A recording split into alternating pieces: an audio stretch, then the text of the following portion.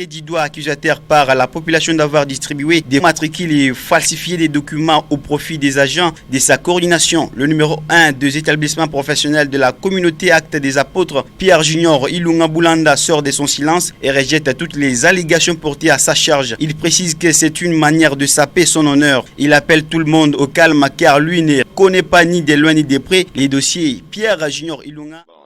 Confirmer une affabulation comme celle-ci, ce serait trop fort. Je suis dans l'administration il y a plus de 20 ans, je connais comment les choses se font. Je ne peux pas falsifier un document qui n'est même pas du niveau provincial.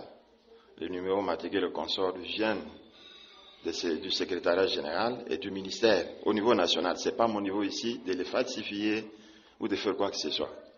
Nous sommes dans une phase de mise à niveau ou de mise à jour de nos bases de données, comme la politique actuelle du ministère de formation professionnelle et de la fonction publique nécessite qu'on mette à jour les données en rapport avec le personnel.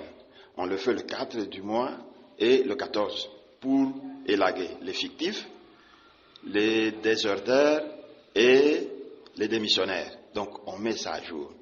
Dans notre coordination, nous sommes dans une phase où nous mettons à jour nos listings et le personnel que nous avons.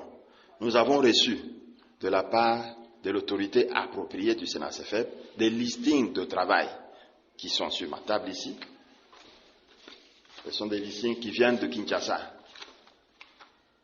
dans lesquels on a donné un numéro matricule aux agents que nous avions déclarés. Mais ça s'appelle listing du travail. On doit d'abord corriger les noms, donc le faute d'orthographe, et voir qui sont avec nous et qui ne sont pas encore avec nous. Et le déclarer pour dire ceux-ci ne sont pas là, ceux-ci sont omis, ceux-ci sont là. Donc ce n'est pas à notre niveau de donner à qui que ce soit un numéro matricule, ça vient de l'autre côté. Je n'ai jamais été en face d'un quelconque agent. D'ailleurs, l'administration est hiérarchisée. Ce n'est pas à mon niveau que l'agent peut venir pour voir si son nom est sur le listing ou pas. Si c'est un chef de centre, il a son centre, il a ses chefs de division appropriés auprès de qui il part et on l'identifie comme tel.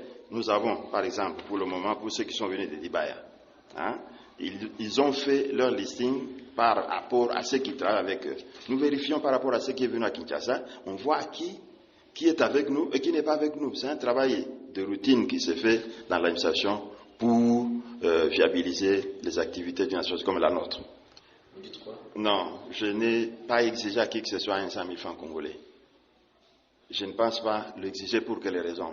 Mais savez que dans une administration comme celle-ci, il y a des frais administratifs que les gens donnent. Pour l'affectation, par exemple, quand on a des visiteurs, comme jusqu'à présent, nous n'avons pas de frais de fonctionnement, chaque agent donne sa part de contribution pour la survie de l'administration. Regarde, nous sommes en train de louer cette maison. Elle n'est pas dotée par l'État, c'est nous qui louons. Mais nous n'avons pas de frais d'administration. Ce sont les agents qui donnent leur contribution pour que nous payions en attendant que l'État nous alloue les frais.